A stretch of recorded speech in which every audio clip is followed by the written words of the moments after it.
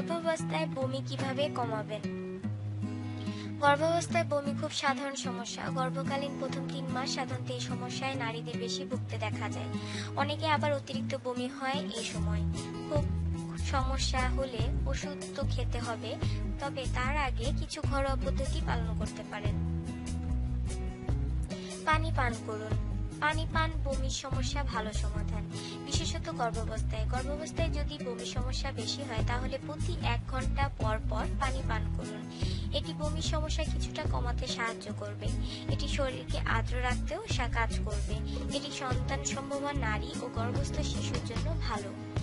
বিছানার পাশে 1 গ্লাস পানি রাখুন। ঘুম থেকে ওঠার পর ছোট ছোট চুমুকে পানি পান করুন। প্রতিদিন পর্যাপ্ত পানি পান করুন। এটি মেজাজ ভালো রাখবে, হজম ভালো করবে। আদা। বমি দূর করার জন্য আদা একটি চমৎকার সমাধান। এটি হজমের জন্য ভালো। বমি দূর করতে বমির সময় দ্রুত আদা চিবান। 1 চা চামচ মধুর মধ্যে 5 ফোঁটা আদার রস দিন। সকালে ঘুম থেকে ওঠার পর ধীরে ধীরে এটি পান করুন। এছাড়াও আদার চাও খেতে পারেন। লেবু।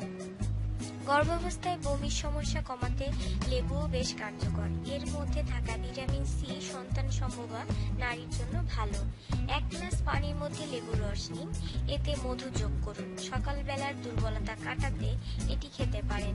লেবুর খোসার গন্ধ শুঁকতে পারেন, এতে বমি বমি ভাব ও খারাপ লাগা কমবে।